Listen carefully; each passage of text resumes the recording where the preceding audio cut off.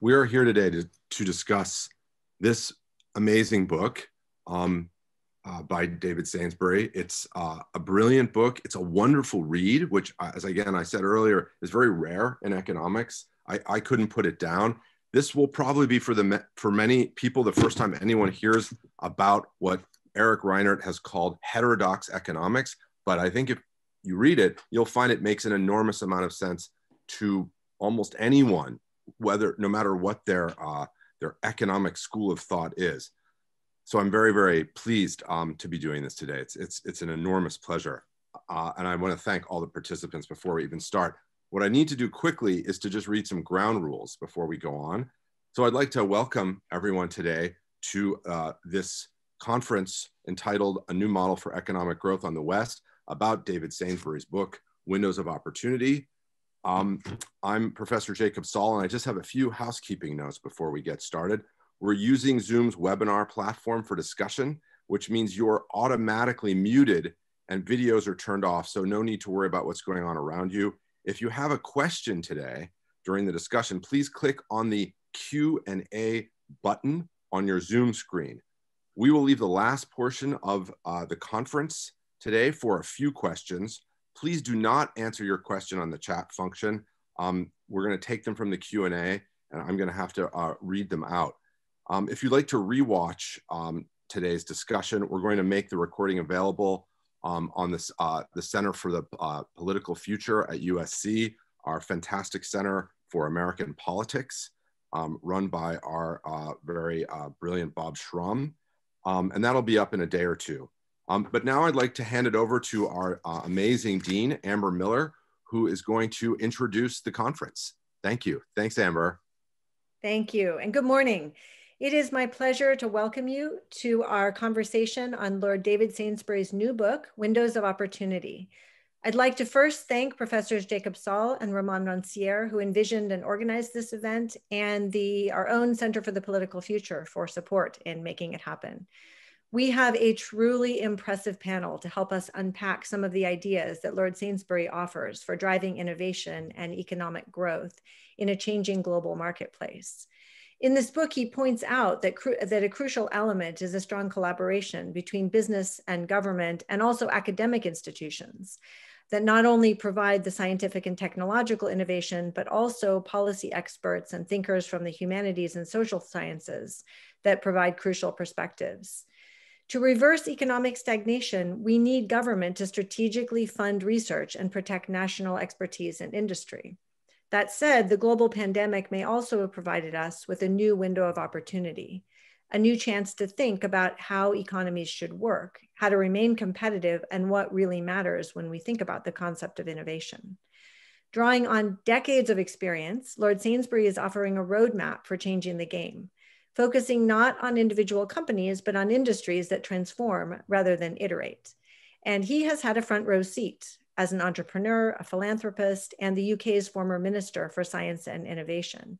So we are delighted to celebrate his book today. In addition to Lord Sainsbury, it is my pleasure to welcome our panelists. We are joined by Gordon Brown, a former Prime Minister of the United Kingdom, and a great friend to us here at USC Dornsife in many, many ways. We also have Lawrence Summers, who has served as the Secretary of the Treasury, the Chief Economist of the World Bank, and Director of the National Economic Council, among many other prestigious appointments. We have Diane Coyle, Professor of Economics at Cambridge University, who formerly served as an advisor to the UK Treasury and as Vice Chair of the BBC Trust. And our own university professor, Jake Soll, who just finished a new history of free market thought, based very much on the economic ideas found in Lord Sainsbury's book. He has also served as an advisor to the government of Greece, the European Commission, and to the Prime Minister of Spain. So without further ado, I will turn the program over to Professor Soll and this illustrious panel. Thank you for joining us. Thanks, Amber. We're going to start off with Gordon, with Prime Minister Brown, who has a pre-recorded introduction to David Sainsbury. Let me say, first of all, it's a privilege to be back at USC, even if it's only online. It's almost a year since I last visited the campus, and I want to wish the university well as it comes through COVID-19. I want to thank Jacob Soll for organizing this transatlantic event. Jacob has introduced Larry Summers and Diane Coyle, working from Harvard and Oxford respectively, both known to you as professors of great stature. And it's my privilege to say something more about David Sainsbury and the themes for this discussion that are contained in his book, aptly named Windows of Opportunity, for it's about the opportunities that arise now and are available to us now as we start to move out of the current crisis. And this book comes at the right time because we are entering a huge discussion about how we can return to high levels of economic growth. There are now wholly separate debates going on about recovery in every part of the world. The debate about the US fiscal stimulus, which Larry is very much part of, the debate in Europe about the European Recovery Fund and whether it's enough, a debate in Asia because unlike 2009, the Chinese fiscal expansion is limited. And of course, a debate about developing countries who have faced the same COVID crisis, the same recession, but enjoyed a fraction of the Western fiscal stimulus so far. And we're now discussing the issue of special drawing rights, debt relief, and new multilateral bank funding. And it's interesting because we're moving at very different speeds. You could say that America is today doing what China did in 2009, a major fiscal expansion. Europe is doing what America did then, a relatively modest expansion. And China is doing what Europe did, which is a very small expansion. And what I want to throw into this discussion at its very start is the benefits to jobs, trades, and growth and the multiplier effects of greater international coordination. It's about delivering a global growth plan, as we did in the recovery from the global financial crisis, global monetary and fiscal coordination, which we have not had so far, and in particular, and this is directly relevant to our discussion today, a globally coordinated fiscal boost to public investment, including in infrastructure, science, innovation, and education and skills. And the IMF have actually given estimates that a synchronized boost at 1 to 3% of GDP, depending on fiscal space that individual countries have, could increase global growth in 1 year by about 1.3 trillions. And that's an extra 1.5% reviving trade and creating millions of jobs, and could make a huge difference. Now, Larry's the author of a very important thesis on Western secular stagnation, and he's recently advocated that the US fiscal expansion should focus on the drivers of long-term productivity growth. And that would be infrastructure, science, R&D, skills, and so on. And of course, Diane, who used to advise our government, has written eloquently over the recent years of the contribution that investment in the new digital, intangible, virtual, or weightless, whatever you call it, economy. And I want to add something about the importance of the arguments for investment in innovation and skills to be taken seriously and to deal with regional imbalances. And all this is put by David Sainsbury in Windows of Opportunity. And David's tackling what has become a Western-wide productivity problem. Despite the explosion of new technologies, the general decline in the rate of productivity growth, which was slower in the first decade of the century, even slower in the second decade, and looks like being slow again in the 2020s, not least because fixed investment and general investment in R&D have been falling as shares of G7 GDP. David's book arises from his experience of a lifetime of service to British industry, British science, and British education. I can say without any fear of contradiction that David Sainsbury was the most successful science minister that the United Kingdom has ever had. He presided over a remarkable expansion of British science, from rising investment in pure and applied science itself to the improvement of science infrastructure across our universities. And so I'm not surprised by some of our recent scientific successes in the United Kingdom, notably recently the Oxford AstraZeneca vaccine, now available across the world. David is also author of recent recommendations on the future of technical education, at the same time as being Chancellor of Cambridge University. And since his time as Science Minister, he's authored a major report, Race to the Top, which sets out a long-term plan to build science and innovation as the key to growth in the future. Now, the first section of his book will be of interest to academic scholars of Adam Smith, who came from the same town as me in Kirkcaldy in Scotland, and Adam Smith's successor economists, because David argues, in my view convincingly, that neoclassical economics does not have a proper theory of growth. And it does not have it because it does not have a theory of innovation.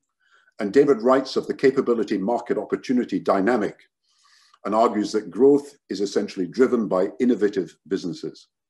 And David has produced startling sector by sector figures that show the service sector industries that are now the biggest job creators are still far less productive than the manufacturing sectors where jobs are being lost. And he suggests, of course, that there's been too little private and public investment in the real generators of growth, science, innovation, and skills. Now, we can either leave the fate of industry to the marketplace, or the state can attempt to pick winners, and both of these courses would be mistaken.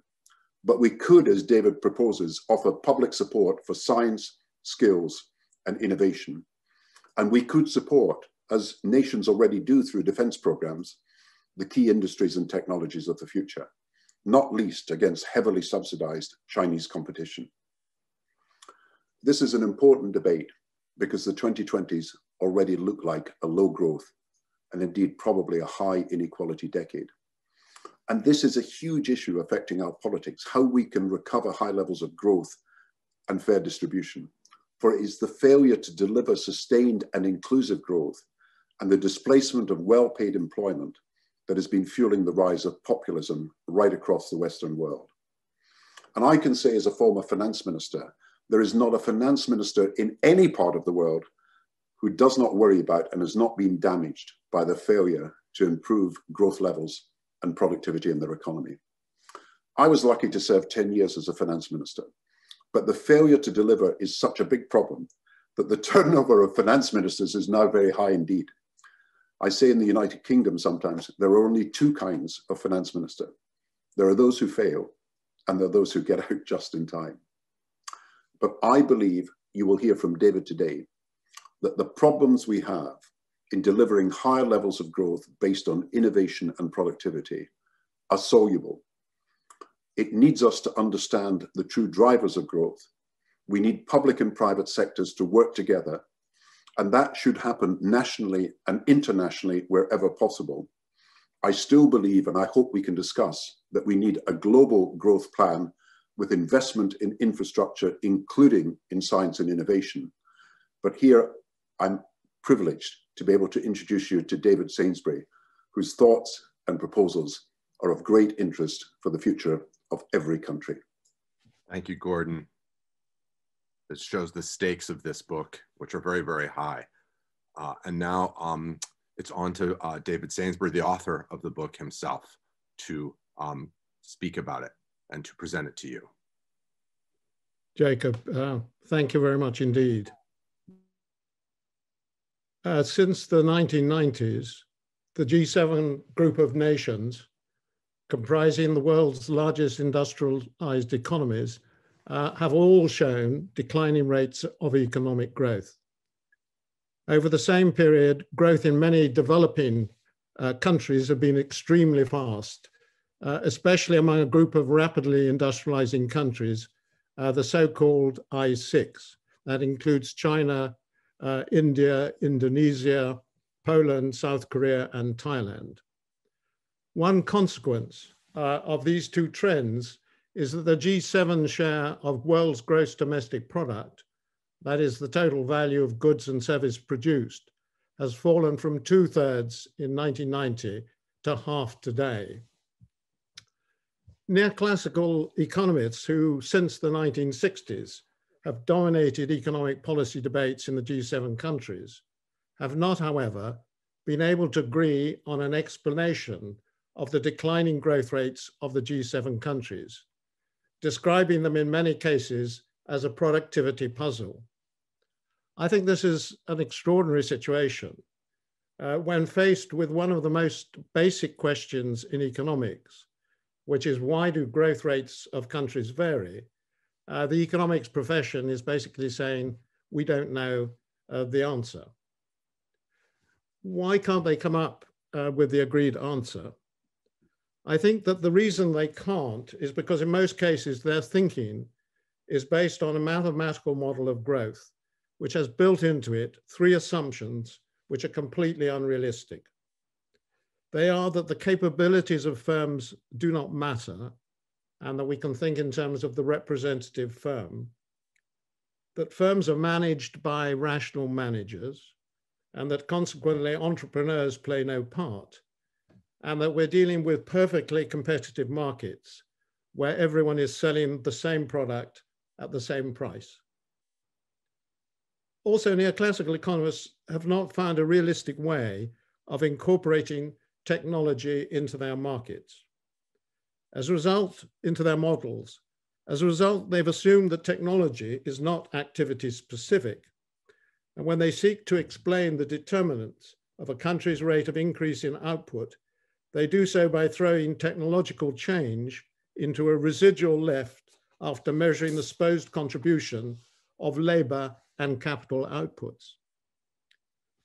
As a result of constructing their models of economic growth in this way, neoclassical economists, when analyzing the growth performance of countries, assume that the value added per capita of all sectors are the same, and that it's not necessary when seeking to explain the growth rate of a country to look at any shift of value added economic activity between sectors.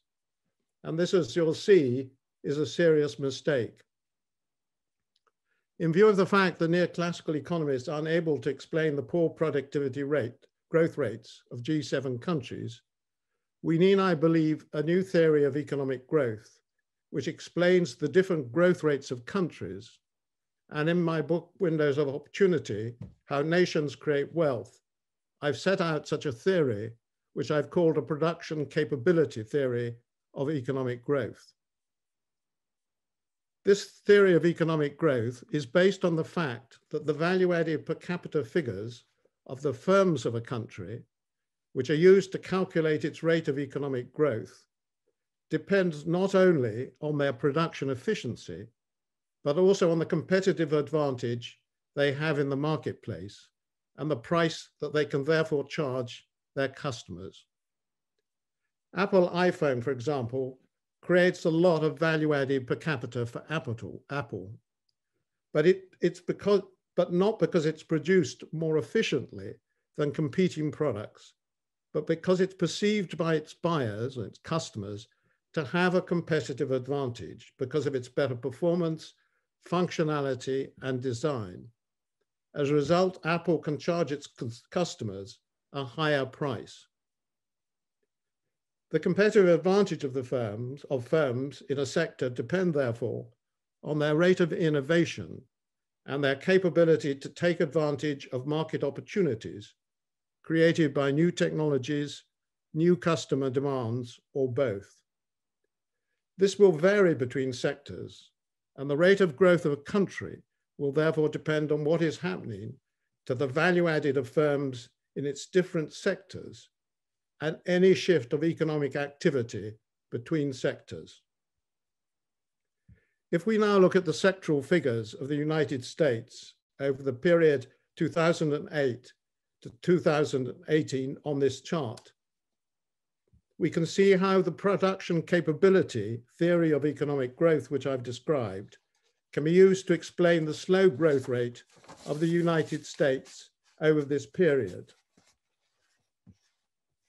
The first thing to notice, there's a lot of figures on this slide, so I'll take you through and try and highlight what I think are the key points of the argument.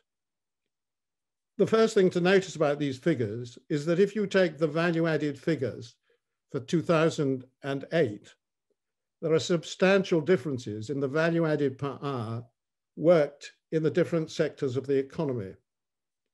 For example, value added per hour worked in medium high-tech manufacturing in 2008 was approximately $170 per hour, while in other services, it was approximately $60 per hour. Secondly, if you compare the value-added figures for 2008 and 2018, in no sector in the economy was there a significant increase in value added per hour, as happens when there is a significant increase in innovation and competitive advantage.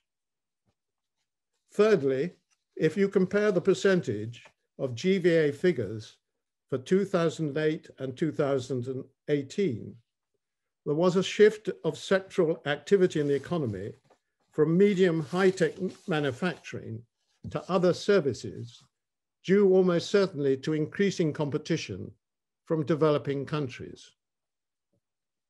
Fourthly, at the bottom of the chart, you can see that the shift of economic activity between sectors had a negative 0.5% per annum effect. And the impact of all these factors meant that the US had an annual productivity growth rate of only 0.63% over the period 2008 to 2018. Simply put, the major reason for the United States' slow rate of growth was that it was losing the proportion of high value-added manufacturing jobs due to foreign competition, while adding to the proportion of low value-added service jobs in its economy. Finally, it's worth noting that if you do this exercise in the UK or France, you get the same, pretty much the same sort of picture, i.e. losing competitive advantage in the high value-added manufacturing sectors, and at the same time creating many low value-added service jobs, particularly in the gig economy. I accept that this is only a high-level explanation of the USA's rate of economic growth, and that if policymakers want to know in more depth why the value added of different sectors has grown or declined, more work is needed. But it does provide a clear high-level explanation of the USA's slow rate of growth over this period, and highlights for policymakers the places which require their attention and resources. I think it's also interesting that these figures should be, of course, be of great interest to executives and investors in the different sectors. So this is something which should be aimed not just at governments, but also at businesses so that they understand what their position is in the world economy. There's one further point I'd like to make today.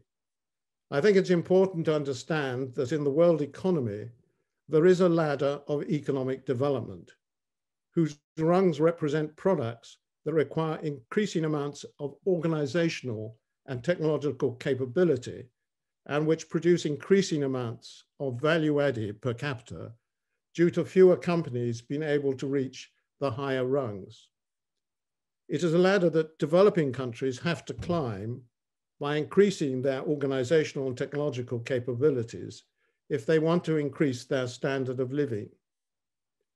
No country starts growing by creating a pharmaceutical industry, and no country has in recent times achieved a high GDP per capita by having a cheap garment industry, although that is often a good early step on the ladder. With a narrow view of competitive advantage involving only input costs and economies of scale, it's easy for policy debates to degenerate into an us versus them conflict. However, if developed countries understand that there is a ladder of economic development, and that they can increase the growth rate of their economies by rapidly innovating and creating new high value-added products and services, while ceding lower value-added products and services to developing countries, then all countries can increase their national standards of living. If the pie is bigger, everyone can have a larger slice. And the race to the top, as I've described, enables a country to avoid a zero-sum confrontation with other countries at a similar stage of development. It's therefore important that countries avoid thinking that the best way to compete is by reducing the wages of their labor force or engineering a favorable exchange rate to achieve competitiveness, but instead understand that the way to achieve economic growth is by developing products and services that command premium prices in international markets and can therefore support high wages.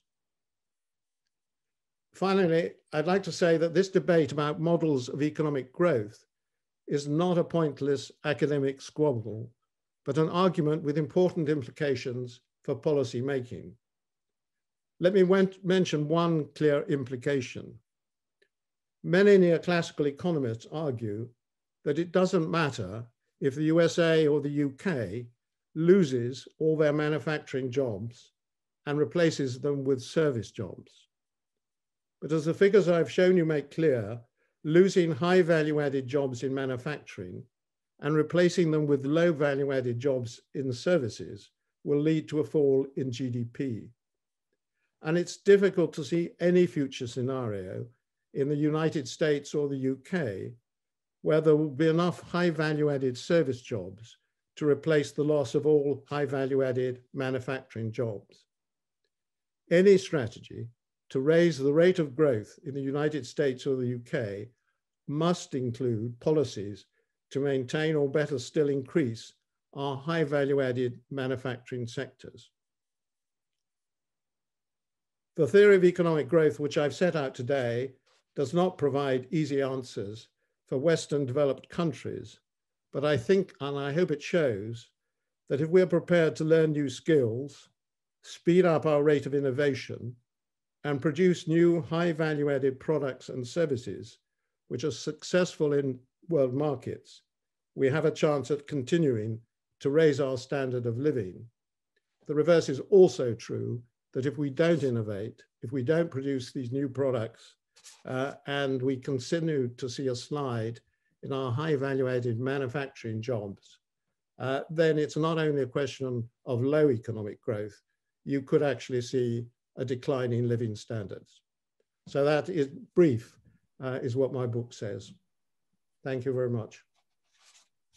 Thank you, David. There we have it, the biggest economic questions of our time, David's model and his challenge. And now we're going to turn it over to a discussion between Larry and David. And I think Larry's going to kick this off with his thoughts and his reading, and then David will respond. Larry, it's over to you. Thank you. Thank you very much, Jacob. Thank you very much for including me in this important symposium. It's a great privilege to be with my good friend, Gordon Brown, and I'm glad to have the opportunity to discuss David Sainsbury's important book. Because it is important and significant and thoughtful and about profound issues, I will pay it the respect of speaking rather directly about my views of David's argument. I want to make 4 points this morning. First, David is right, important, and impressively clear in emphasizing the need for capabilities thought as well as perfect competition thought.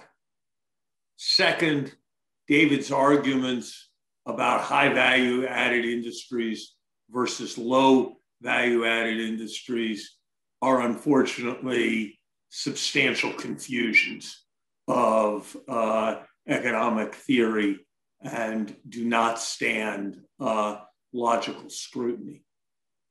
Third, David is right in emphasizing the importance of a range of public policies designed to shape the composition of economies. And fourth, there are important difficulties in the design of those policies that make it much more complicated than trying to identify high value added industries. Let me consider each of these points in turn. I had a chance some years ago to make up the phrase in the context of the 1988 Democratic presidential campaign. We need an approach that is not the invisible hand, nor is the heavy hand of government, but is instead a helping hand of public policy with respect to market activity. And I think that is exactly right. One way of understanding David's argument, and he more or less says this, is that it's the essence of perfect competition that price equals marginal cost. And so businesses do not care if they sell one more unit of their product. I have never met a shopkeeper for whom that is true. I have never met a consultant for whom that is true. I have never met a manufacturer for whom that is true. And that's all you need to know to understand that the perfect competition Adam Smith model cannot be right. That what any of us are able to accomplish depends upon our capacities and capabilities, that the same is very much true of firms, that the capacity of an individual to accomplish or the capacity of a firm to accomplish is not dominantly a matter of their own virtue, but it is a matter of what they have been provided. The upbringing they received in the case of an individual, the infrastructure and community and labor market with which they operate in the case of firms. Economists have surely given too little attention to these ideas of capacity and capability. Second observation, the arguments David makes about high value added and low value added and the composition of activity do not reckon with the standard neoclassical economic way of thinking about it in an accurate way. And while a very imperfect approximation, there is a lot of validity in those ways. Here's the economic argument as I would teach it in an introductory economic course. Wages equal the marginal product of workers. Why is that? Because if firms hire one more worker, they have to pay the wage, and they have to, and they get in return what that firm, what that worker's product is worth at the market price. And so if industries have the same wages, it follows that the marginal product, the extra output that can be produced in each of those industries is the same. It may well be that the average product differs, but as long as wages are equated, the marginal productivities will be equated. More accurately, as long as they're equated for workers of a given skill level. That is true. Now, it may be for a variety of reasons involving unions, involving work practices and efficiency wages, that there are wage differentials across industries, and those may be a reason why there are differences in marginal productivities, but those differences in wages on a skill-adjusted basis are very small compared to the average productivity differences that David cites. Nor are they necessarily exploitable. As a stylized matter, consider an economy in which right shoes and left shoes are the two goods that are produced. And imagine, because of technology, that it's possible to produce a right shoe with 1 minute of labor, but it requires an hour to produce a left shoe. It would be natural to observe that the output per hour in the right shoe industry was 60 times as great as in the left shoe industry. But if you transferred labor from the left shoe industry to the right shoe industry, the result would be a declining price to zero in the literal case of right shoes and no advantage to be had. The overwhelming reason why manufacturing sectors have shrunk is that productivity growth has been more rapid in manufacturers, but there is inelastic demand for manufacturers. And as a consequence, their relative price has fallen. It is the logic of economics. Why is it that half the people were working in agriculture 100 years ago and 1% of the people are working in agriculture today? It's not because of it's not because we're importing more food. It's because the relative productivity has been very high in agriculture and people only want so much food. And so the relative price of food has come down. That is why manufacturing sectors are shrinking. That is why China, which has been a staggering competitive success, has a smaller share of its workforce in manufacturing than it did 25 years ago. So the concept that we can choose industries to target based on their average value added is, I'm sorry to say, a fallacy that the economics profession refutes every few years, and it is no less fallacious today. Third, David is right in his emphasis on capacities. But the correct way to think about the capacities we want to develop is not crude comparisons of average productivity. It is careful economic thinking about externalities. It is seeking to identify sectors where not all the benefits of an activity can be captured by the person who carries it out. Research and development. If I invent quantum mechanics, that sets off a million positive things, and I am not going to capture any appreciable part of their benefit. Therefore, I'm going to be way under incentivized to engage in quantum research. If I demonstrate that it is possible to produce a new soft drink that people find very tasty, I'm not going to have a way of preventing other people from producing a very similar soft drink after I have done it, and they will derive some substantial part of the benefit. Therefore, I am under incentivized to do that.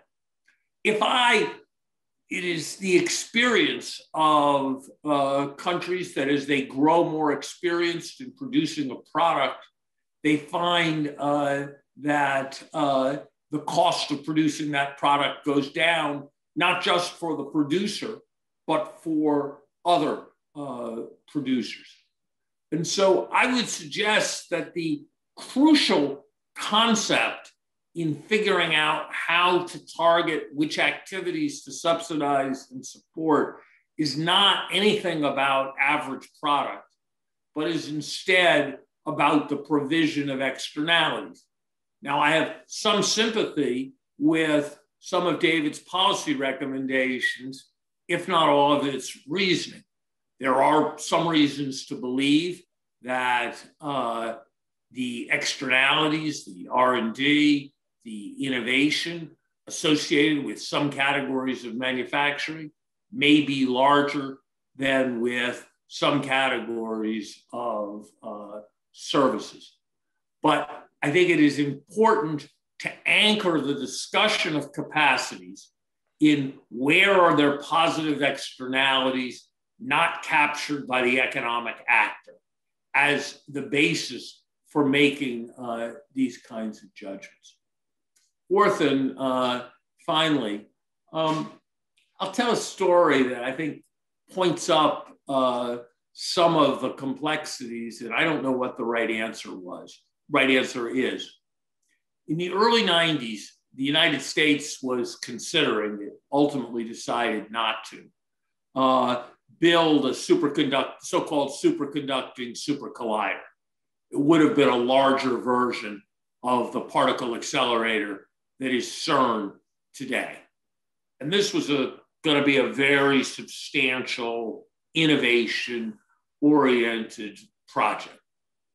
And I had a conversation with the physicist who was potentially going to be directing this whole project. And the question we discussed was, in what ways should the policy be nationalist or not nationalist? And the physicist's view was that it should be a requirement that all the mirrors be produced in America, and that the mirrors not be produced at the lowest possible cost, but instead the mirrors be produced in America to develop America's mirror producing capacity. But that if we built this superconducting super collider, we should have an open application process, and scientists from every country in the world should have equal access to doing their experiments on the superconducting super collider. And I had exactly the opposite view. I thought there weren't going to be a lot of superconducting super colliders, so I wasn't sure that developing a domestic mirror producing capacity was going to be all that valuable. I thought if taxpayers were buying this and it was an investment in advancing science broadly, we should probably do it as inexpensively as possible.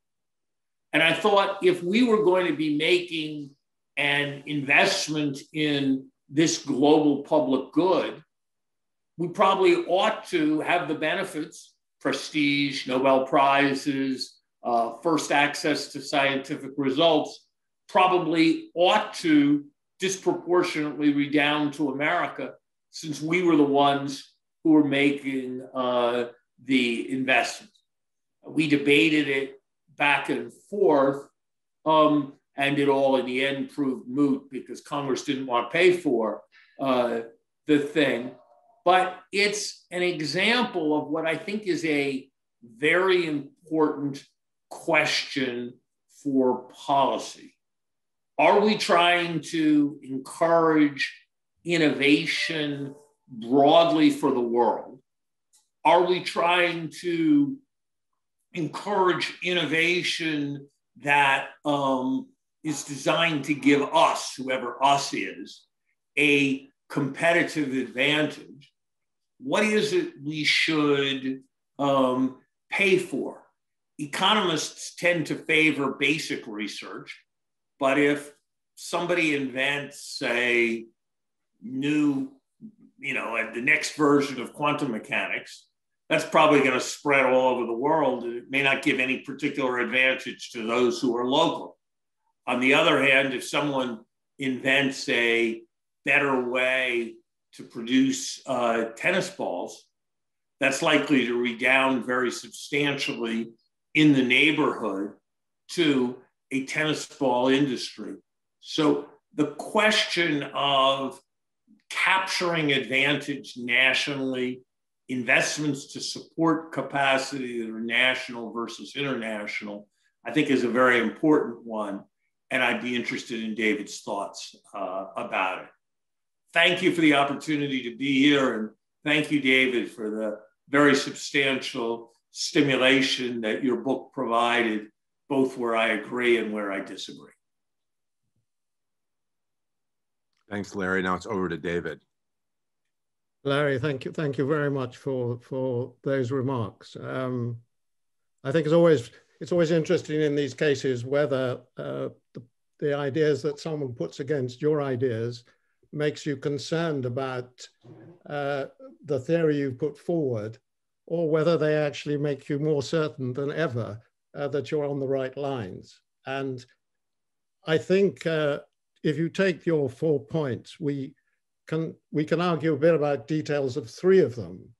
But the second one is really the issue which everything turns on. And there, I think, by what process, I'm not certain, I think you come to a position which is totally wrong. Because what you're saying is there really isn't a difference in the value added of different kinds of sectors in the economy. The first problem, I think, with your view is the fact that there simply are a difference in value added.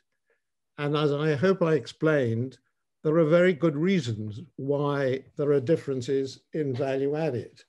And they turn on the fact that value added is affected by the competitiveness of the products, whether you can get a competitive advantage. It isn't a world of perfect competition. People have different products, and those are more or less desirable to consumers. And if consumers really want to get them, then they will pay a higher price. This is different from those areas of industry where you have perfect competition, which are actually very small number, things like gold and certain metals, where it is perfect competition. Everyone is selling the same product. You can't get competitive advantage. And that is why the value added is low. And that's why if you talk to businessmen, they will refer to a particular market as a commodity market, meaning that is a market that you don't want to go into. It is just not possible to say that the value added of financial services industry is the same as it is in agriculture. It just demonstrably isn't. The only interesting question is, why is it different? And I think I have provided a very good explanation, which has to do with competitive advantage, which is why one is higher than the other. And to say that this is not true is just to say, look at figures and say, I don't believe them, but that's what the figures show. Yeah. Can I also take a step back and just look at my explanation of this in the context of what the problem is that we're trying to explain? Because I think you start from the disadvantage, as far as I'm concerned, of offering no explanation of why American growth is slow. Not only American growth, but all the G7 countries. And secondly, why that particular slowing growth process started in 1990. That is the problem. It's not just why is America slow over recent months. The question is, why is it slow while all G7 countries started having slowing growth rates starting in 1990? And if you look at it, there's a very simple reason. It is because in 1990, 3 important economies, 2 very large, started becoming market economies and therefore competing against the West. In 1990, you had the first moves of the Chinese economy to a market economy. You had the beginning of the liberalization of the Indian economy, and you had the collapse of the Russian Federation. And that meant that Poland, which had sort of remnants of a market economy, very quickly became a market economy. And those 3 economies, plus economies like South Korea and Indonesia and Thailand, have been growing very fast. It is simply not possible, if you're in touch with what is happening in world markets, to say that that did not have any effect on the growth rates of G7 countries. And the form that growth, the impact had, was it, in some cases, took the market away. In other cases, it reduced the competitive advantage of the products in the Western economy. And that's what you see reflected in these figures that I've shown you. Now, if you can't explain why there is that being that growth rate, that fall of growth, and it's taken the fall it has, then I don't think any alternative theory you put forward has any weight. Leaving aside the question that actually you can see what has happened to the value-added capital figures, and you can see the direct connection to that, to the process of growth. For the other points, I don't think we're very far removed. I think we would agree about capabilities being important. I think I would agree with you very much that the form that government intervention should take is improving the factor inputs to the economy, plus support for things like generic technologies and whatnot, where they cover more than one firm, and therefore there is a need to support them. None of that, I think, is a disagreement between them. But the failure to understand that there are high value added and low value added industries, and that value added is affected by competition, I think is a major, major flaw in neoclassical economics. David, we should probably spend more time on the policy parts of this conversation because it's more productive, because I think it's more productive, because I think important aspects of your argument really should be heard, and they shouldn't be dismissed because people are able to point to fallacy in what you're saying. Let me be clear for the benefit of our audience. My guess is that of 100 leading economists in the United States, I would be among the 10 most sympathetic to your broad thesis and emphasis on the capabilities approach. And that all 100 of them would find what you were saying about average value added to be fallacious. And I assure you, deeply familiar with the distinction between commodity markets and non-commodity markets, very well aware of Schumpeter on temporary market power, and entirely capable of presenting your argument. So my failure to agree with you does not reflect the fact that I do not understand what you are saying. My failure to agree with you reflects the fact that a valid part of all economics, neoclassical and non-neoclassical, is reasoning at the margin.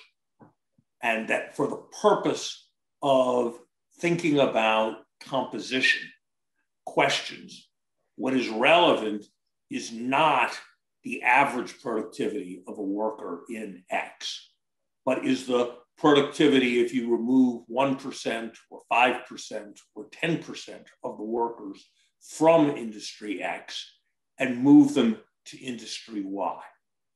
And that productivity has something to do with their wages, which tend in labor markets where there's some competition in the labor market to be equated. And so the effort to explain differences in productivity and to reason from differences in productivity growth without recognizing we could have a whole economy that was directed at producing electric light, or was directed at, to use a better example, we could have everybody in the economy produce semiconductors. And if we did, we would observe that productivity growth in terms of bits of memory was rising at 15% a year. The problem is that we would have a vast glut of that capacity, and we would therefore be running our economy in a very bad and inefficient way. And it is the tragedy of our time, it is the challenge of our time, that those activities in which we are most successful in growing productivity are the activities that then become relatively glutted with declining relative prices.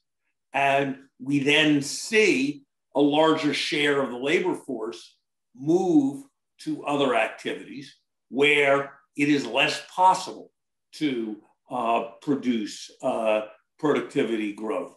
That is not a failure of the market system. That is the operation of the market system. And I would plead with you to find economists who you trust, because I have no reason why you should trust me, and have them speak and have them work through with you about marginal analysis, and have them work through with you about the consequences of changing relative supplies.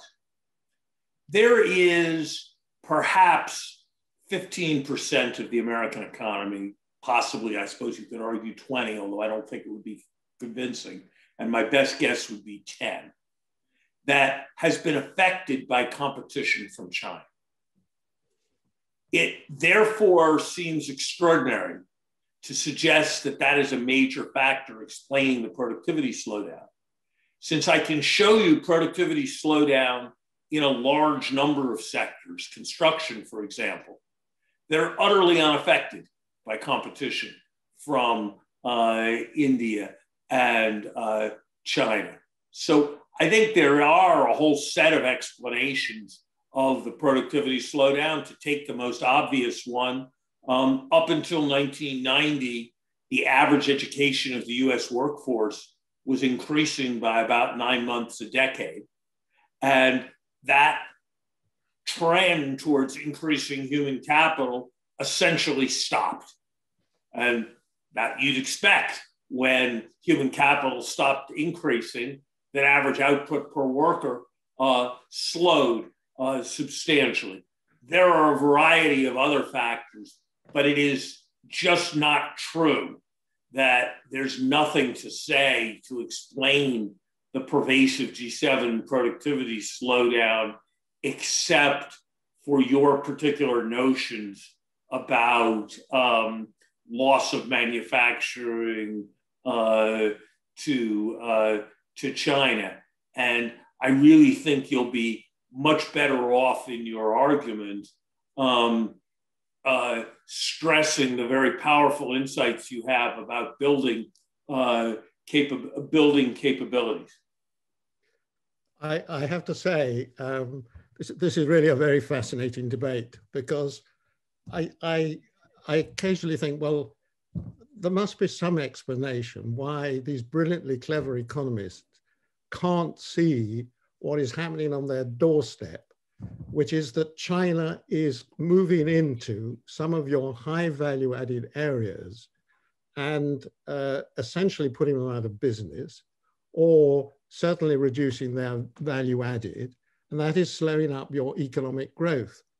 Let me just point you to another thing, which I'm sure you look at all the time, which is the trade balance.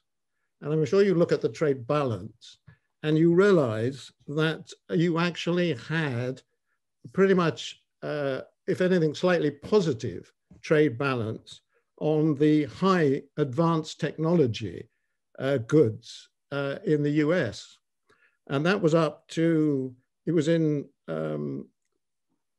advanced technology, it was surplus from 1992 until 2002, when it turned negative. And the trend continued even in the face of an approximately 25% decline in the effective change rate of the dollar between 2002 and 2008. What I've shown you is the impact that has on your growth rate.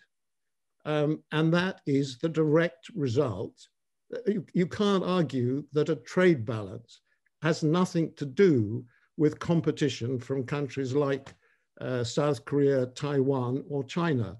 If you're not taking that into account, I don't know what you're looking at when you look at these figures. But to me, if you have a trade balance which goes negative in high value added products, that's a pretty good sign that they're failing to compete against foreign countries. Not mainly China, probably, more like Taiwan or South Korea or some of those other countries. But to deny that there is any impact from that and that does not affect your growth rate is just to deny the figures which are in front of you. We're actually sort of moving out of our time limit, and we need to move to Diane. But Larry, and do you want to just sort of sum up, and we can? Sure. Again, I am very glad to have the chance to have been here, and I guess I would want to leave people. I imagine most of the people listening to this conversation are not economists. And I guess I would want to leave people with two broad takeaways as my view. They'll have to decide how they want to evaluate it. The first is that there is an ongoing debate in economics between more narrowly constricted, mathematically rigorous, but perhaps less empirically realistic, perfect competition and neoclassical models, and the vision that Alexander Hamilton had when he talked about protecting manufacturers, that Abraham Lincoln had to the extent he talked about economics and built the Intercontinental Railway and started the started the land grant colleges. The German economist List had that among academic economic thinkers, Schumpeter best embodied that there is a real argument, and David is right to be trying to push thinking in those directions, and they have very important implications towards a more activist government. And I think that's an important thing for people to take away. The second thing is the views about average value added in industries as being a useful prism. That's like creationism. That's something that economists have thought immensely about, that they all agree on. And the usefulness of that way of seeing things is something where a negative view is pretty pervasive. It might, of course, be wrong, but I think it's important to distinguish between where there are debates and where the people who teach this stuff are 100% agreed. I think on the question of the role of China and the role of developing countries, I don't think there's a qualitative disagreement. I think there's a quantitative disagreement. I think that almost everyone would agree, and certainly I would, that there are effects in the direction that David describes. I think most of us who have looked at those effects quantitatively feel that when the Chinese share or the East Asian share of the US GDP that's been imported has increased by perhaps 4 or 5 percentage points over 25 years, attributing everything that's happened in the economy, or most of what's happened in the economy, to changes that are at the level of 4 or 5% is kind of implausible. And that's the way we would, that's the way in which we would tend to see it. And so I think there's a disagreement there, but probably a less fundamental one. But I think the most productive thing to do is perhaps not to have these more sterile academic arguments, but to think about what David did so successfully when he was in government and emphasize the question of what can most effectively be done to build capabilities. Thank you very, very much for the chance to be here. Thanks, Larry. David, do you mind following up those questions when you get a chance to follow up at the end so we can move to Diane as the clock ticks? Yeah, sure, absolutely. Okay, excellent. Thank you so much, Larry, and thank you, David. Larry, thank you very much for those comments. Thank you. That, I'm very appreciative of it. And now we'd like to move on to Professor Diane Coyle, a brilliant economist and a very humane economist. And I'm now very curious to see how she will follow up this debate. Diane, over to you. Thank you. And it's been absolutely fascinating listening to the conversation. This is a book that's provocative in the best sense of the word, as I think you can probably tell from the conversation between David and Larry there. And I'm going to focus on the subtitle, How Nations Create Wealth. It's been the question since Adam Smith, and I think it's evident that economists don't have the answer, or we would be seeing more of it happen now. And there has been this slowdown across the G7, across the OECD that David describes in the book. So I thought I'd reflect a bit about how economists do think about the process of growth and how that has changed and is changing.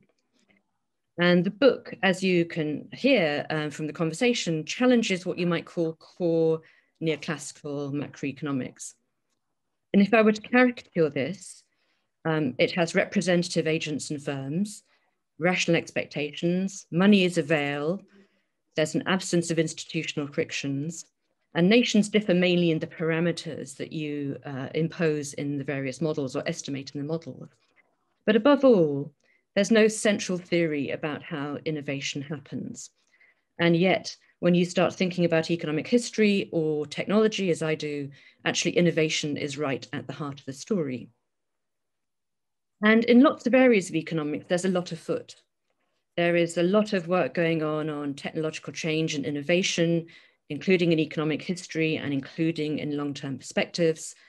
There's a lot of work in information economics and also market design very much stimulated by the development of the app economy, which rests on that kind of economics. There's a lot of work on institutional economics, how governance makes a difference to nations and regions, on political economy questions, on the forces of agglomeration that explain why certain cities are growing faster than others, and we see a divergence between the fortunes of different places within nations. And a debate also about how we even measure economic progress, which has been one of my preoccupations. GDP growth doing a poor job of that at the moment. And the classic model I find oddly static now, having been taught in the same tradition that Larry described, because the marginal product of workers doesn't depend only on the workers. It depends on the innovation decisions and the investment decisions of the firms that they work for and the nations that they migrate to. And depends on the market structure as well, including in the labor market. Most workers don't get paid their marginal product. And that theory also assumes that the allocation of factors of production is efficient, and it's not efficient. So there's a whole range of frictions that have persuaded me over time that that standard model is very flawed. And a lot of the work that's going on outside macroeconomics and growth theory is exactly about all of those frictions, how to think about them, how to understand them as digital technology changes the economy, how to measure them.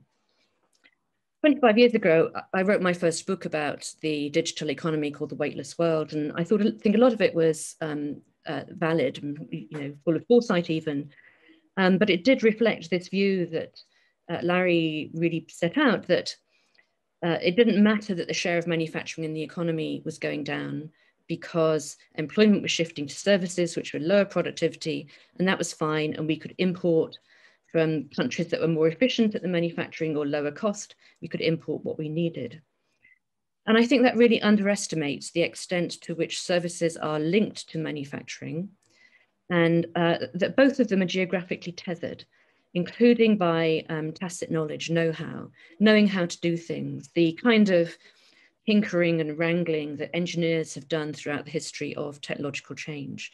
And that's attached to particular places, and places have those advantages and disadvantages. So for myself, I would actually now ditch the distinction between manufacturing and services and focus on thinking about a supply chain and where along a supply chain value is created and how that happens and where it happens and who can benefit from that and what the capabilities are, as David describes in the book.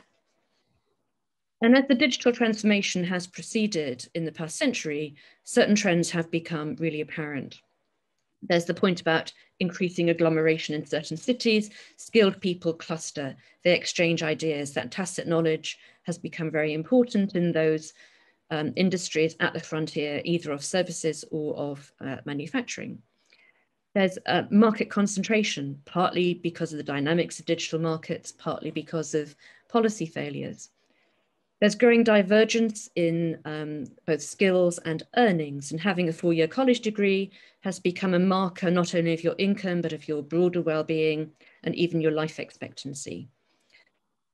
And there's growing divergence between firms in the same sector, and the frontier firms undertake more organizational change. They use tacit knowledge, they use data, they're more digitized, they do more R&D, they have better management quality. In short, they have accelerated their capabilities, but there are too few of them and others haven't done the same. So I think my critique really of David's approach is thinking about what defines a sector and not taking it to be static. So if you think about how value added is created within a supply chain, Larry gave us the example of construction, so let me take that example. We've had a series of definitions about sectors which puts architecture and engineering design consultancy in one sector, construction in another sector, and the former has high value added and the latter has low value added, and so does maintenance and repair. And that used to be absolutely the case, that people who built buildings or bits of infrastructure took the designs, built them and walked away afterwards. That's now changing. We have digital concrete. New tunnels have sensors embedded in them, and the engineering consultancies are starting to retain service contracts through the lifetime of the piece of concrete that they have installed or they've contracted somebody else to install.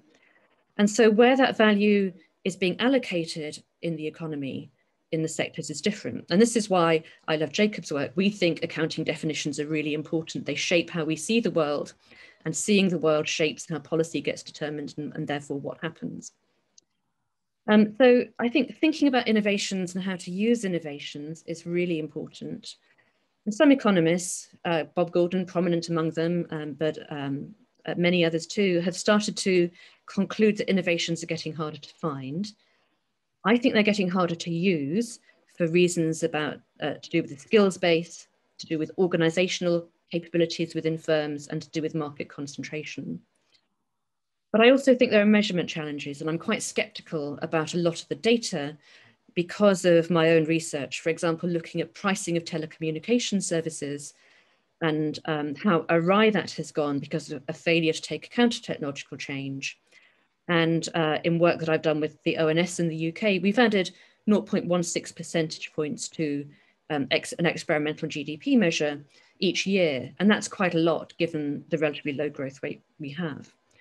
So I think there's a lot more to be done in thinking about what shapes value chains, how that maps onto how we think about sectors, and therefore understanding what's happening to capabilities and a nation's capacity to increase productivity over time, enable innovation, and that's what drives increases in people's living standards. A final point, I guess, is that the distribution of benefits from these changes matters too.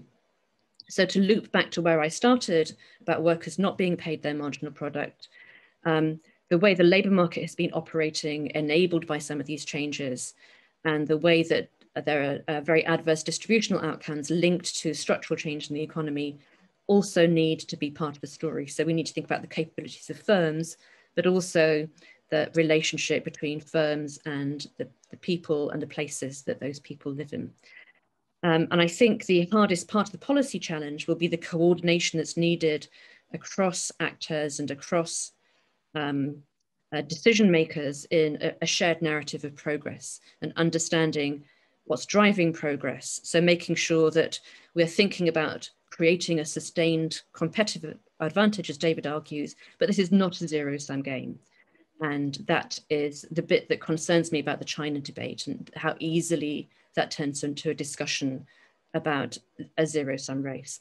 And there I'm completely with the neoclassical, the consensus among economists that trade ought to be a positive something. So I'm aware that we're running short of time, Jacob, so I'm going to stop there. Thank you, Diane. That was fascinating and multidimensional. David, thoughts? I agree with a lot of that, particularly this question of the definition of sectors. There's undoubtedly quite a lot of high value added services, which we talk about, particularly scientific services, measurement and all sorts of things, are seen to be services, but actually they're servicing the manufacturing industry, and in some cases have simply been outsourced. And so I think we need always to be keeping that point in mind. Just to make the point about the zero-sum point as well. I mean, the reason I talked about the ladder of economic development and the fact that as you go up the ladder of economic development, the value added rises because fewer and fewer companies are able to fulfill the market. I mean, that's why pharmaceuticals, one of the reasons pharmaceuticals is a high value added industry is because very few people, you can say I'd like to be in pharmaceuticals, but actually the difficulty of putting together a business is very difficult. But that is the way out of the problem of the zero-sum game. It is that you climb up. What we have to do in the developed world is climb up to higher rungs on the ladder, that is to industries which are more difficult to compete in and require more complicated capabilities, and be happy to cede the lower value-added cede the lower value-added products to developing countries. Now, the problem at the moment is they're racing ahead and we're not racing ahead, and that's why we're losing out in terms of competition. And perhaps just to make a final point on this, which goes back to Larry's point, because Larry comes back to this thing, which is an argument I've heard many times, and I simply don't understand the point about it. The problem, the impact of competition is not simply shown in the amount of imports that your country has. It also affects the amount of exports you have. And so the fact where competition is hurting America and the UK and other G7 countries is it's not increasing the high value added manufacturing part of the economy. That's pretty static or declining. That's where it hurts you, as well as the impact of imports. But you can't say the fact that Chinese or Japanese or South Korean are stopping the growth of American exports is not an impact on the growth rate, because that's what you can see happening. The figures I showed you that, well, no, better. Look at the negative trade balance on advanced manufacturing products. That has gone negative in America. To deny that has anything to do with competition from foreign countries is ludicrous. You can see it. They are importing more and more goods, high value added goods, advanced goods into America.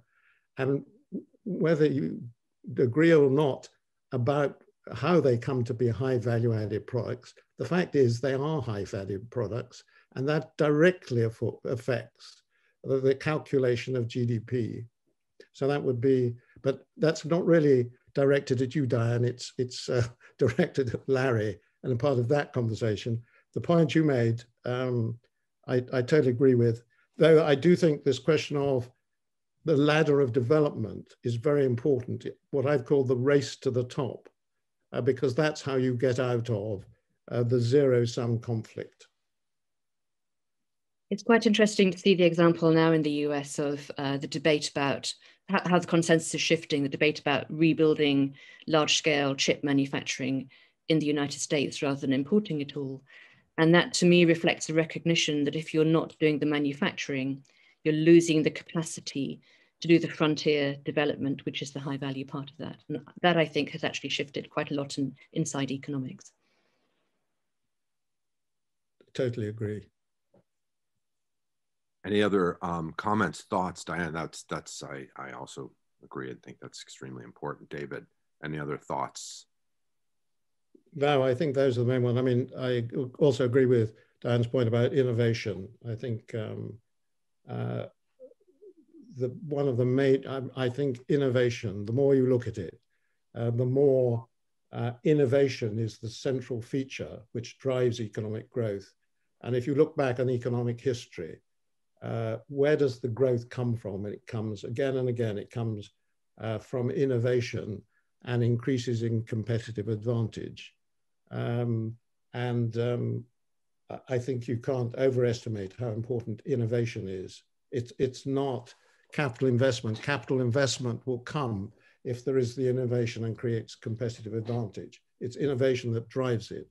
And the great weakness of neoclassical economics, to my view, is that it really doesn't see the central role of innovation, because that is very difficult to build into economic models, because it is activity specific. It affects particular sectors. It isn't something which spreads across the whole economy in the same way. And that's why when you look at fast growth in any country, it's not something where the whole economy grows together. You usually find there are 3 or 4 sectors where there is innovation and competitive advantage takes place, and that's what drives the growth. And that's true, if you go back in history, that's what happened in the Industrial Revolution in England. It was a revolution where innovation in the cotton industry, in the steam engine, and the iron industry drove the whole growth of the economy. It wasn't something where market efficiency drove the whole economy. The same is true of Germany in the late 19th century. If you look at growth anywhere, you'll see it's quite often sector specific, and it relates to innovation. Of course, where countries are catching up, it's not original innovation, it's the transfer of technical knowledge from the advanced countries to the catching up countries, but it's nevertheless innovation which drives it. It's very difficult to measure the innovation, of course. And in the work I talked about on telecommunications, we calculated several different deflators for telecom services, which showed a decline of between 30% and 90% over a 10-year period, depending on how you treated the different innovations and how they were reflected in the amount of data that people are using. So we would argue that that hadn't been captured in any sectoral or the aggregate growth figures. And yet, if you can imagine the past year, if we hadn't seen the great increases in compression and the great declines in price in data use, it would have been an entirely different experience. Yeah. Any other thoughts before we move on? These are huge questions that we could go into for a very, very long time. But the clock is ticking. Diane, any other final thoughts? That the policy challenge then becomes extremely complex, and maybe we can get into that in the questions. But you're talking about how do you coordinate policies across labour markets, skills development, R&D incentives, basic research, thinking about export credit guarantee. You know, you've got to align a whole range of policies once you start thinking about how do you develop in within the nation and within particular places the capabilities that will enable increased prosperity shared widely. And I think that's an enormous challenge. We've not really had time to get into that so far. David, do you want to just address that quickly before we move on, because that's a big point? Yeah, no, I think one of the things I do talk about in the last chapter of my book is the role of government in this. And I think there's a very sterile debate, which is, you know, either government is totally good or it's totally bad. If you look at the history of this empirically, I think there are 4 different ways you can approach it. Firstly, you can say we just leave it to the market. The second way is to say we'll support factor conditions, i.e. science and skills. The third way is to say we'll support key broad industries and technologies. And then the fourth is to say we'll actually try and support particular companies or particular products. The record shows that the first and last of these are buying things you don't want to do. You do want to do some things. You don't want to leave it totally in the market. Equally, trying to pick winning companies or winning particular specific technologies is usually a recipe for disaster. But supporting factor conditions, i.e. particularly generic technologies or skills, usually can be very successful. And supporting broad industries and technologies also tends to be something you can do successfully. So I think there are some, if you look at empirically, there's some pretty good rules as to what government should do and shouldn't do. And just take it out of this, you know, ideological debate, which says either everything the government does is good or everything it does is bad, because it's not very productive. But look at, I mean, an example just recently, which is, I think, fascinating, is how the Singaporean government has built up the biomedical industry. And this wasn't, this was quite deliberate. They said, we want to be biotechnology, biomedical science is very important now, and we're going to build up an industry in that. And I remember hearing at the time and thinking, you know, you're very smart people, but you're now going wrong because it depends on very good science. They built up an industry. They started by going out across the world and picking the best scientists in particular areas, and then attracting them to Singapore with very large laboratories and sums of money, and then have systematically built up what is now a very considerable biotech area, which I would guess is extremely high value added, because it's not easy to do. And people should learn from that. You have to be, of course, you have to be as smart and well educated as the Singaporeans, but it's perfectly possible to do it. David, may I just jump in with a question, because you keep talking about this idea of government being either totally bad or good, and that is a deep question in economic history, the history of economic theory, and your book touches on this. So there's a sort of humanities and history element to your book, which is very welcome. I wonder if you might comment, how historically did we get to this point where neoclassical or free market economics has become, I would say, sort of brittle and unadaptable? It has not, it's sort of this constant, and I hear this constantly as I go out and speak, government is bad, especially here in the United States, and anything that's not the government is good. That seems to be completely disconnected from the realm of reality and how economics work. And yet we have this discourse that's constantly working aside reality. How did we get here? How did that happen? Well, I think this is one of the, I think the history of economic thought is extremely illuminating. And I think one of the great myths is that we in the UK, or indeed America, built up our wealth on a totally free market basis. And the total reverse is true. Certainly in the UK, we had an industrial policy which goes right back to the 16th century. And British wealth was built on a woolen manufacture. That was what really gave us wealth in the 17th century. And that was a deliberate policy of Henry VII, if you're interested in these historical things.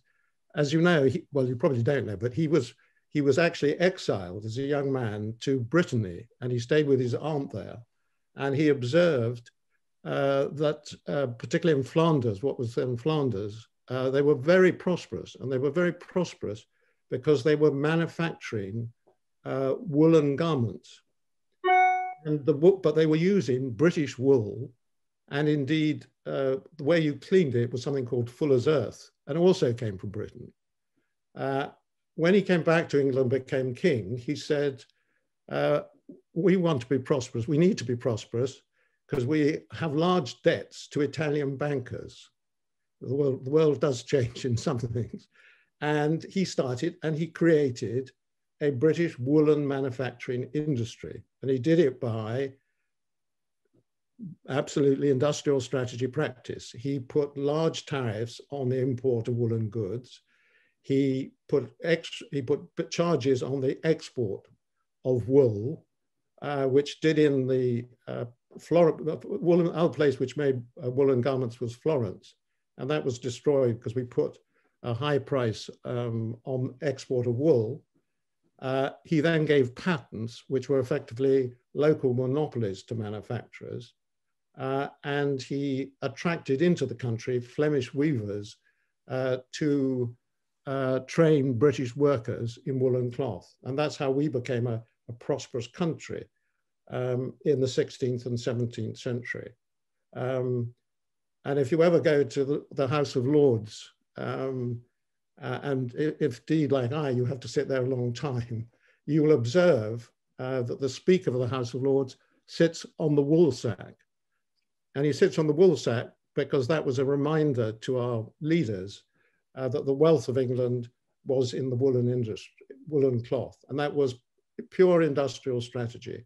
And of course, it fed over, I think this is a point not often made, which is part of our success in the cotton industry, which drove the huge part of the Industrial Revolution, was that, of course, and that's a classic example where innovation drives an industry forward in the British case, to be hugely successful, was that we were, of course, extremely knowledgeable about spinning and weaving. And then on top of that, we put innovation in all sorts of ways. And we actually kept up a lot of tariff control in the British economy till 1845, when we repealed the Corn Laws. And at that point, we said, we're now world technological leaders. So a rather good strategy would be to say total free trade is the thing that we should do, which of course, as you probably know, led Friedrich List, who was the German economist, who was very influential in German, absolutely. And in that you will discover this brilliant phrase in which he says, it's a very common, clever device that when anyone has attained the summit of greatness, he kicks away the ladder by which he has climbed up in order to deprive others of the means of climbing up after him. And that applies to Britain. I have to say it also applies to America, because Hamilton, not only being the hero of one of the brilliant musicals, was also a believer in tariffs, tariff barriers to keep out foreign competition while you built up your industry. And of course, I think the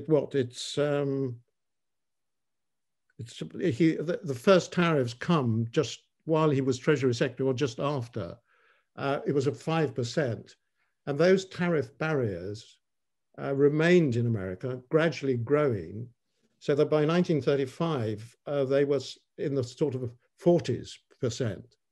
And they stayed there till 1945, at which point America is, of course, becomes a world technological leader, at which point it follows exactly what Frederick List had pointed out, which is you abolish all your tariffs and tell everyone that tariffs are a very bad thing, which is the totally right thing to do if you are the world technological leader. So I'm only saying this because it's a great myth that we and America have grown up our industries in a totally free trade world. We actually used tariff barriers, we used the Navigation Acts to build up the capabilities of our industry. And it was only when we were world technological leaders that we actually went over totally to free trade. I wouldn't draw the conclusion from that that tariff barriers now are a good policy, even for countries not on the frontier, because of the way that not only the consumer impact, but the way that global supply chains mean that you hit your own exporters if you put imports, as America has found out recently.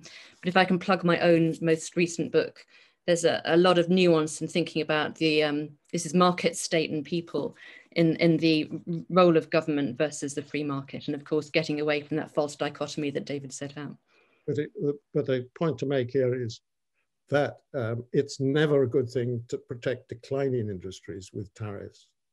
The infinite industry argument, I think, still has a lot of validity. And of course, if you look at any of the countries which since the war have grown up, whether it's Japan or South Korea or any of these countries, you will find that the books they read were not Adam Smith and David Ricardo.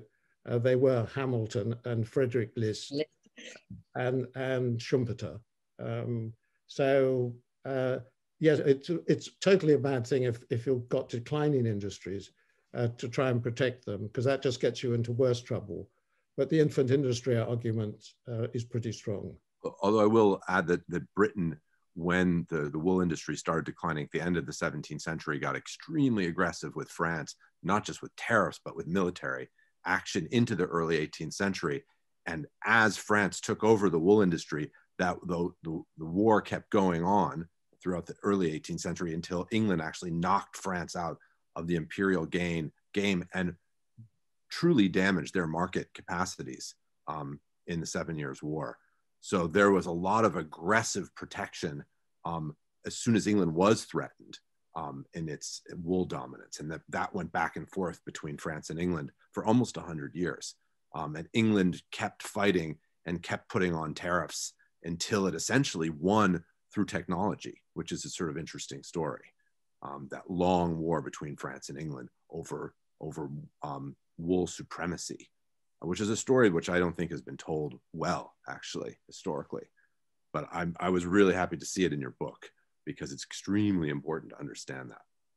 We're running a little short on time. I'd like to just field some questions from the audience. We have some very good questions. I just wanted to go to the chair of our economics department, Romain Rancière, who, David, helped organize your in-person conference last year, right when COVID was hitting. And I think you remember we had to cancel at the very moment that the pandemic hit. He's got two questions, but we don't have time. He's got a very interesting question about pandemics. And I think that this might interest people a lot before I get to some student questions. He says, how do pandemics, how should they change our view on the link between productivity, skills, and wages? What about the non-skilled workers who happen to be the essential backbones of economies during pandemics? This relates to the issue of distribution. So how does that work?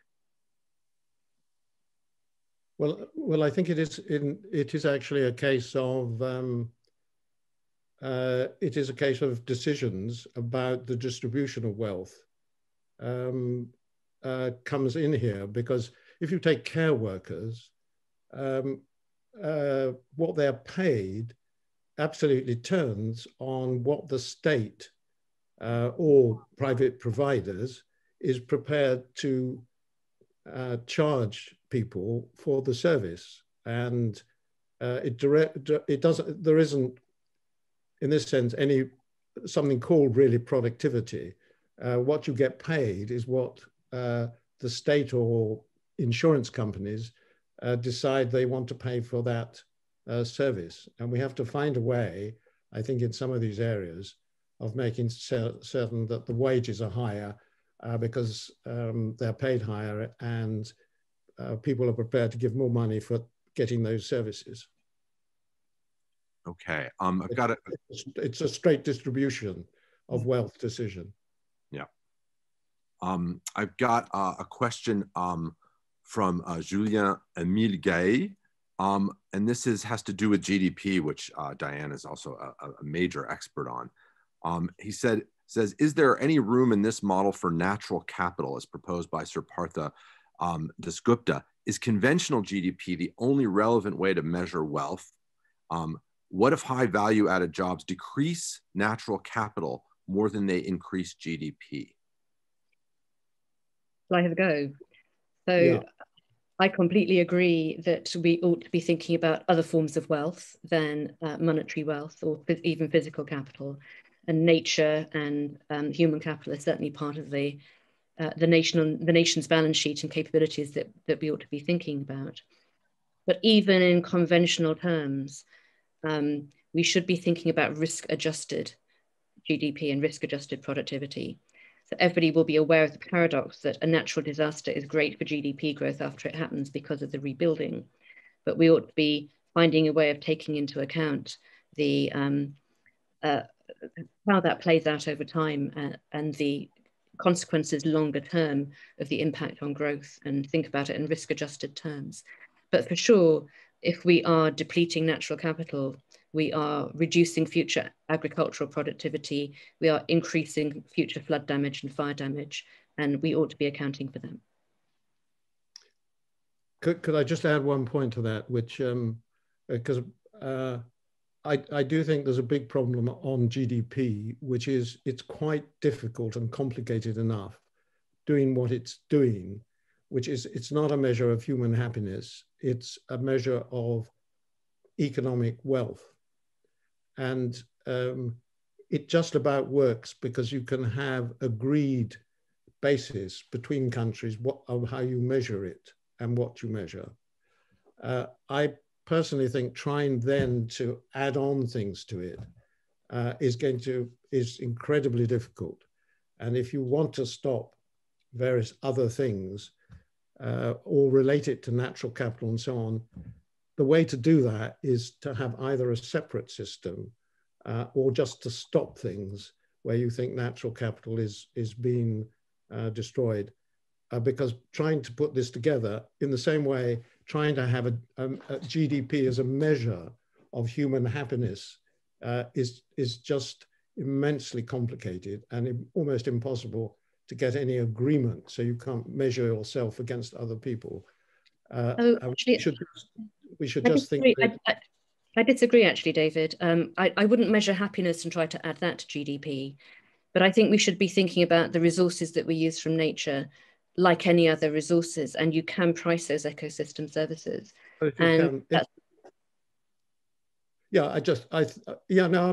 perfectly open to debating that issue. Just a point I think you want to make, which is if you can't get a general agreement on how you do that, you lose one of the advantages of GDP, which is its comparability to do with wealth, which you can then distribute in various ways. If you can get agreement among people about that, then you can get some real value out of it. Whether you can or not, I wouldn't pronounce it. If Diane thinks you can, I would defer to her, but I think it's an important point to bear in mind. Excellent. We've just got time for a couple more questions. This one's from Augustus Busby. Could you speak to the proliferation of stock buybacks and their impact on investment in R&D? From my standpoint, it would seem that corporations are sacrificing innovation, this is something that David talks about in his book, for executive compensation, and governments are providing them a backstop to do so with guarantees of loans and funding, i.e. airline bailouts in the United States. Yes, I mean, I think if we're going to get a higher rate of innovation, we've got to change our system of corporate governance because we managed to get one which I think is very negative in terms of things like innovation. And having remuneration tied to stock prices has turned out to be actually fairly disastrous because what it's led to is not to executives trying to raise the long-term growth rate of their companies, but to have share buybacks to push the share price up. And you probably know of the Builder Sonic's work on this, in which he discovered if you took a broad range of, I think about 500 companies on the S&P 500, and you looked over a 10-year period, you were finding that just over 50% was going on share buybacks of their cash flow. 37% was going on dividends, well, 50% dividends, something like 30% on share buybacks, leaving very little for proper investment for the future. I think that we've got to change that because it's very unproductive in terms of innovation. And that's where government comes in, for example, in the American tax structure, which seems to benefit buybacks and does not benefit R&D in the same way. Yeah. We've got and so government really needs to come and work on that. We've just got time for a couple questions. I'm watching the clock here, and I've got a couple people who, Alex Granda, for example, who has said, what about the China Belt Road Initiative? And then someone else who says basically, you know, how does one, if we don't explain Chinese growth as part of the drop in productive factors in America, for example, in Britain and also the EU, how then do we explain it? Is there another way to explain it? So those two questions seem to be connected. I think that they get back to your argument or your discussion with Larry, and they seem very interesting. Well, I think you'll know my position is you can't explain it. The lack of growth, unless you admit that China is having an impact. And just to reiterate the argument, I think the whole idea that in a market economy, foreign competition does not affect your growth record is truly an astounding statement. I mean, that's what market economies are about. And if you are a firm competing against China, you will know that if they produce products today which have the same quality as your products, and they can make them with cheaper labor, you lose foreign business. And that is just one of the facts. And unless people wake up to that, the impact of China on the world economy is just going to grow and grow and grow. And we've got to find a way of competing against them. I mean, we need to face up to the fact, as on the current trajectory, we are very close to the beginning of the Chinese century, where China will become the dominant economic power. And that is going to play out in my children's lives, and even more in the grandchildren's lives. And it is because they are just growing very fast. What we're seeing is the reverse of what happened in the time of the Industrial Revolution. Because if you go back to the Industrial Revolution, China and India had much bigger economies than Europe did or Britain had. I mean, they were vastly bigger. Starting with the Industrial Revolution, we took off, our growth took off, and it killed off lots of industries in China and India. That's what Karl Marx was talking about when he talked about the devastation our cotton industry had in the cotton industry in India. We're now just seeing the reverse of that. And to deny its existence is, I think, a real problem, because when you look at both our economy in Britain, we have seen some of our northern manufacturing districts devastated by imports from foreign countries. And that is what has caused devastation into those areas and all our problems on populism. And America, you're just seeing the same thing. And it's the Wisconsin steel workers who are losing their jobs, and they're not losing them for automation. That is just complete nonsense. They're losing them because of competition from China. And you can look at that district by district and see what is happening.